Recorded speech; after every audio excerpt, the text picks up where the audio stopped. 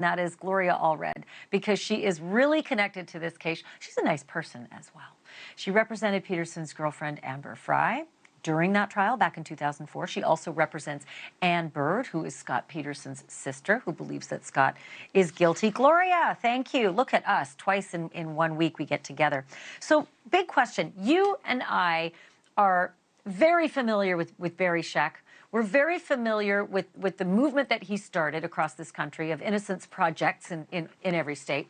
And now we have the Los Angeles-based Innocence Project deciding it's going to take on the case of Scott Peterson. And you and I both know well they do not take cases easily.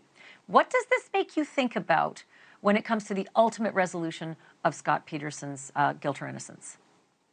Well, as you have correctly pointed out, Scott Peterson was convicted. He was sentenced to death. And of course, the prosecution had proved their case beyond a reasonable doubt. Scott also appealed.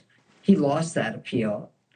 He then went to the California Supreme Court, who also did not reverse his sentence, did not grant a new trial. They did set aside the death sentence that had been recommended by the jury and imposed by the judge. But that was not on the merits of the case. That was for a technical reason having to do with jury selection. Now comes the involvement of the Los Angeles Innocence Project. My feeling about it is he has every right to exhaust any legal avenue open to him, and that he should have the right to DNA testing of those objects and any other appropriate, evidence that could be presented to prove actual innocence. He has a big mountain to climb.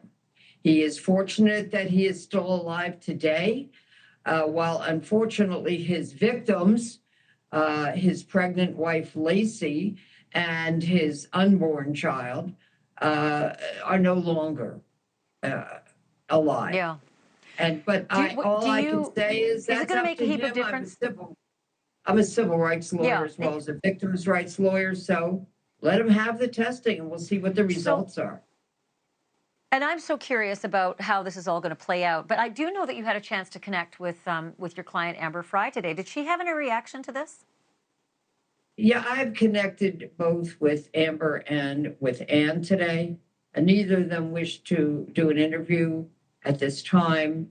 And neither of them want to express an opinion at this time. You know, this is really shocking. And so they really have to think about it. And by the way, Ann Bird was also my client during the trial, although we kept that a secret, except from the prosecution, and they were going to have her testify in the rebuttal. But then after the defense put on their case, they decided it wasn't necessary to have a rebuttal. So she never ended up testifying. But, all I can say is they were both very brave. Lacey recorded all of those calls. You played one of them with Scott. And that was at the request of the police. And she risked her life to be able to secretly do that because she had no police protection. She had no security. She was living alone while she recorded many calls, many of which were played as evidence during the trial. And it turned out that, we were concerned about her safety. But when Scott Peterson was ultimately arrested, as he was on his way to Mexico, when the police finally found him and examined his van, he did have a map to Amber's home.